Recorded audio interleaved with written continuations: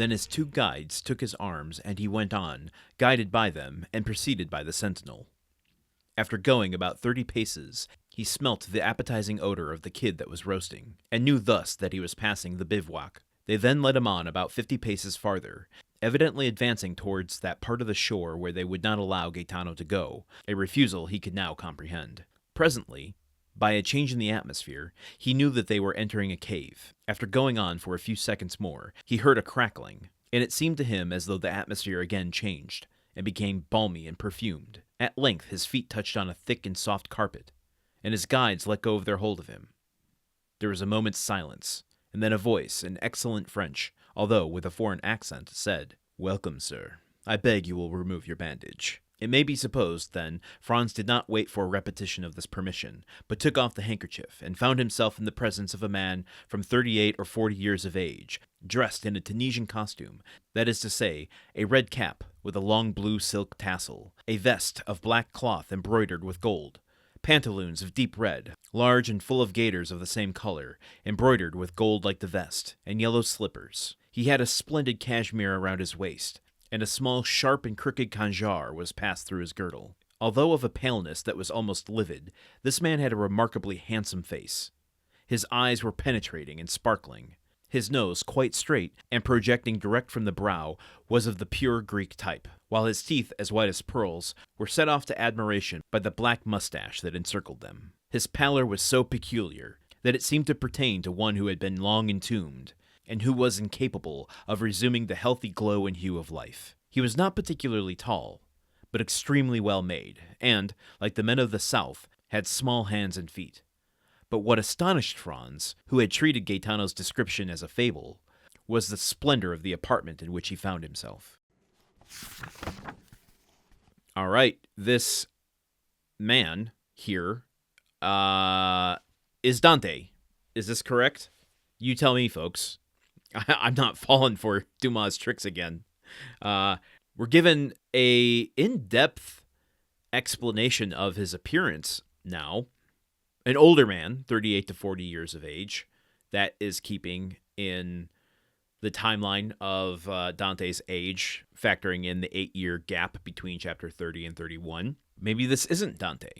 It could just be another person of the same age, because some of the other details are breaking a bit with Dante's previous appearance. The nose, for instance, was that of the pure Greek type. Now, maybe Dante has such sophisticated disguises that he can create a Greek facsimile for his nose. The mustache, obviously, anyone can grow. Well, not me if you're me. But the other detail is that we get his voice before we get the appearance, which, he just welcomes him. But Dumas goes so far as to say, then a voice in excellent French, although with a foreign accent.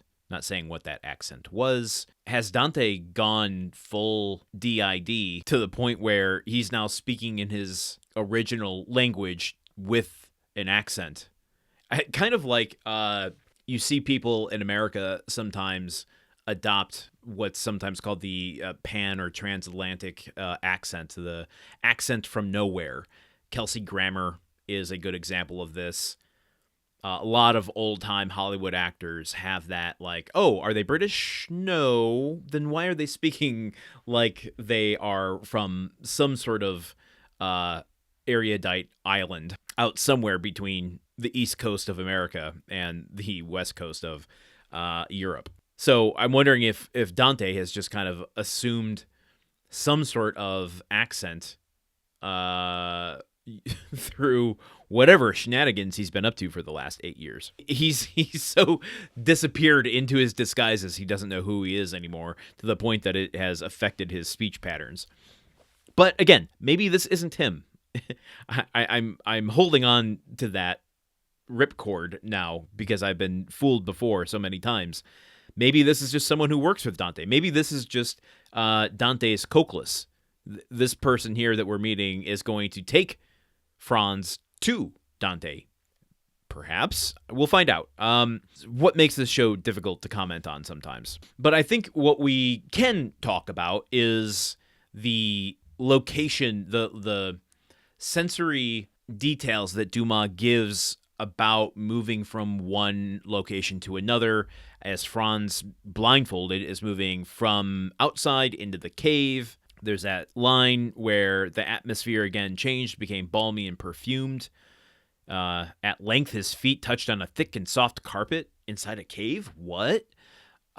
So, like, there's this kind of disorienting effect happening where I don't think it's unfair to say, though there's a practical and logical reason for him to be blindfolded, it also has a dual purpose of creating a kind of dreamlike imagery. You take one sense away and it amplifies your other senses. So because Dumas is making us experience this through Franz, and Franz can't see what's going on, it kind of forces us as readers to absorb the unusual nature of his experience. You don't expect to go into a cave and have it be balmy and have your feet touch shag carpet. So, like, if you've ever had to, like, at Halloween, do one of those tricks where you put your hand into something and you're not told what it is, peeled grapes as, eyeballs, that sort of stuff. Like, it's kind of playing a little bit on that. When you're forced to do that game, your imagination runs away with itself. It's kind of tapping into the same thing here, where it's like, well, what world are we walking into where there's a cave that has carpet?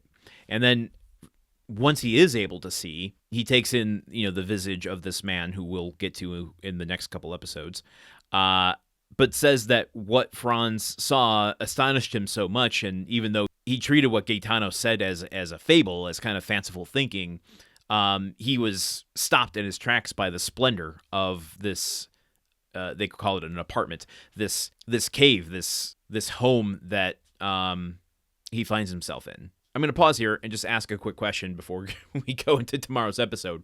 Has Dante gone so mad with his money that he has built a literal lair in a cave? Has he gone full Bond villain?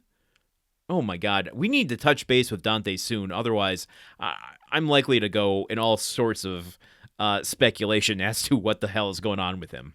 So we are now in the second half of chapter 31. I've got some fun stuff to bring out in the next handful of episodes. Join me here tomorrow as I start to introduce those things. So until then, okay, goodbye. The Countdown of Monte Cristo is part of the Gruntwork Podcast Network. This show is produced, edited, and hosted by Landon Solano. The original text of The Count of Monte Cristo by Alexandre Dumas. Theme song by Magic Solo. If you want to support the show and others like it, visit patreon.com/gruntworkpod. Thank you for listening. See you tomorrow.